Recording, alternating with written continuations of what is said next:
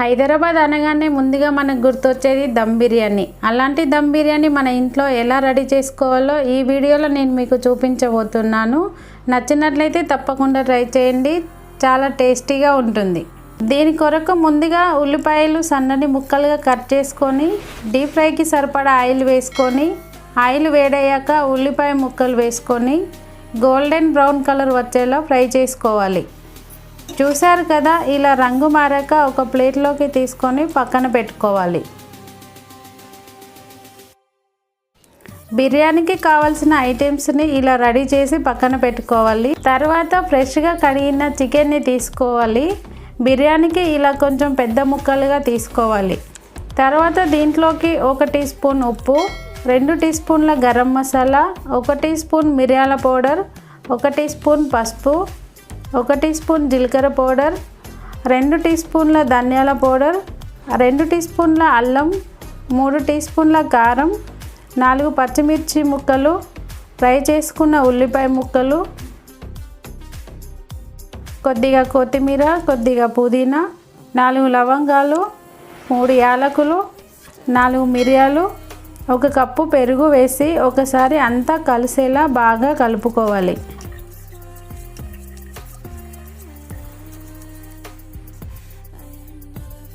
1 cup oil, 1/2 చెక్క నిమ్మరసం వేసి మరొకసారి బాగా కలుపుకొని 1 గంట పాటు మూత పెట్టి పక్కన పెట్టుకోవాలి. తర్వాత వేరొక బౌల్ తీసుకొని 2 గ్లాసుల రైస్ తీసుకొని 2 సార్లు బాగా కడిగి 1/2 అవర్ పక్కన పెట్టుకోవాలి.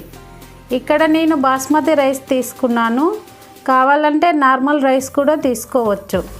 తర్వాత వేరొక గిన్నె తీసుకొని రైస్ ఉడికించుకునే అన్ని వాటర్ తీసుకోవాలి. వాటర్ ఎక్కువనే తీసుకోవచ్చు. 1 టీ స్పూన్ అల్లం, 2 టీ స్పూన్ల ఉప్పు, ఇలా మసాలా దినుసులు వేసుకోవాలి.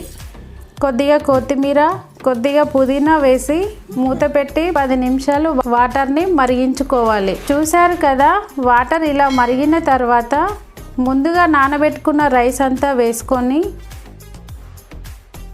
70% ఉడికించుకోవాలి. ఇలా ఉడికించి పక్కన పెట్టుకోవాలి.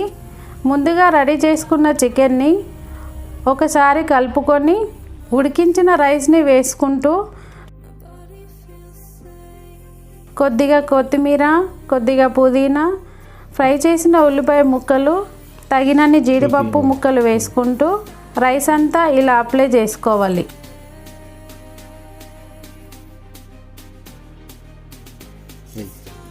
రైస్ అంతా అప్లై చేసుకున్న తర్వాత 2 టీ స్పూన్ల బిర్యానీ మసాలా, కొద్దిగా ఫుడ్ కలర్, 1 టీ స్పూన్ నెయ్యి వేసి మూత పెట్టి ఆవిరిపోకుండా చుట్టూ పిండిని పెట్టి స్టవ్ పైన పెట్టుకోవాలి. 10 నిమిషాలు హై ఫ్లేమ్లో ఉడికించుకోవాలి.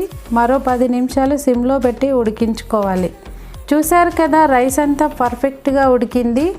ఎంతో రుచిగా ఉండే హైదరాబాద్ దమ్ బిర్యానీ రెడీ. తప్పకుండా ట్రై చేయండి, చాలా బాగుంటుంది. మా వీడియో మీకు నచ్చినట్లయితే మా ఛానల్ని సబ్స్క్రైబ్ చేసుకోండి. మీ ఫ్రెండ్స్ అండ్ మీ ఫ్యామిలీ మెంబర్స్కి షేర్ చేయండి.